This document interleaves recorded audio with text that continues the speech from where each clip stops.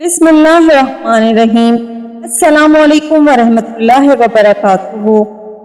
हमने अभी हातिम में है हज़रत इब्राहिम अलैहिस्सलाम की आदत की मेहमानों के साथ खाया करते थे।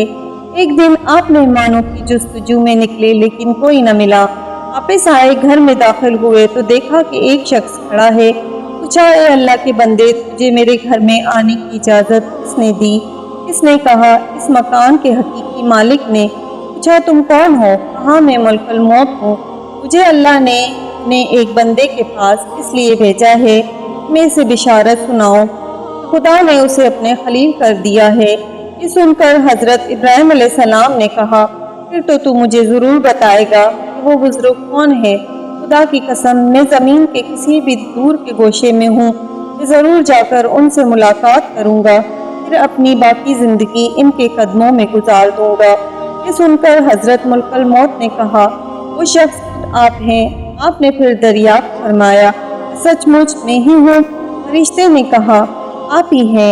आपने फिर दरियाफ्त फरमाया, क्या आप मुझे ये भी बताएंगे किस बिना पर, किन उमूर पर अल्लाह ताला ने मुझे अपना खलील बनाया? फरिश्ते ने फरमाया, इसलिए कि तुम हर एक को देते रहते हो और किसी से खुद कुछ तलब नहीं करते।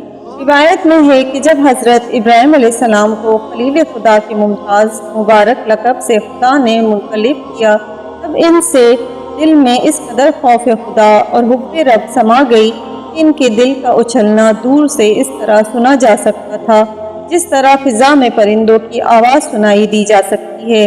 हदीस में है, जनाब रसूल आखिर अल-ज़मा सल्लल्लाहु अलैहि वसल्लम की निस्बत भी वारिद है कि जिस वक्त खौफ खुदा आप पर गालिब आ जाता था तो आपके रोने की आवाज़ जैसे आप ज़ब्त करते जाते थे, इस तरह दूर दूर नज़दीक वालों को सुनाई देती थी, जिसे किसी हंडिया की खनबत की आवाज़ हो।